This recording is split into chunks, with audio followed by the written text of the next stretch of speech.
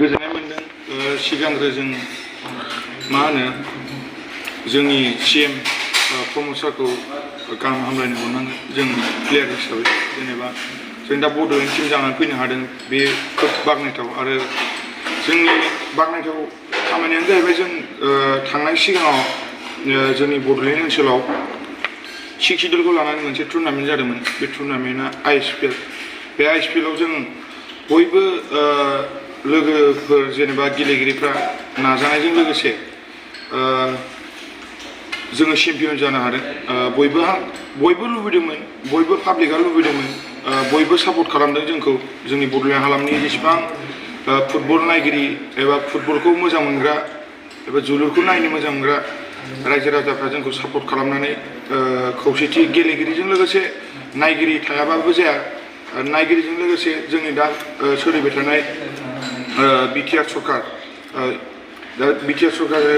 प्रमद बर' सारनि दैदेननायाव दा जाय सरकारा सोलिबाय थादों बे सरकारनि दैदेननायाव जोङो नैबेसिम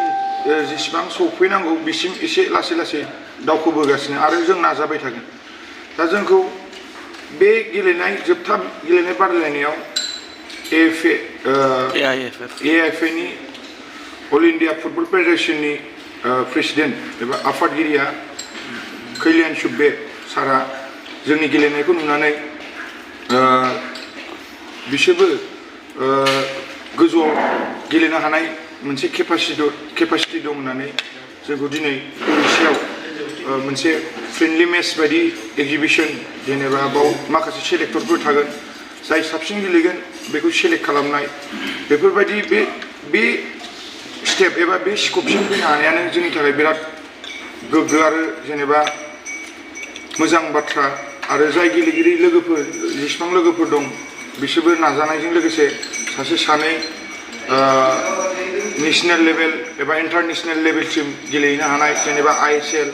बेफोरबायदि टुर्नामेन्ट जेनेबा आई लीग बेफोरबायदि टुर्नामेन्टआव जों बाहागो मोनो आरो जों मोनसे थांखियानो जोंना बेनो फैबाय थानाय उननि नैबे सेकेन्ड डिभिजन आई लीग बेयावबो जों ट्राइ खालामगासिनो जेसेबां हायो जुदि जों बेयाव आई लीगआव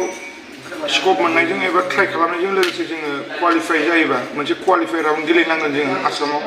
बे क्वालिफाइ राउन्डआव गेलेखांनानै जुदि जों क्वालिफाइ जायोबा जों आई लीग गेलेनो थियारि जागोन आरो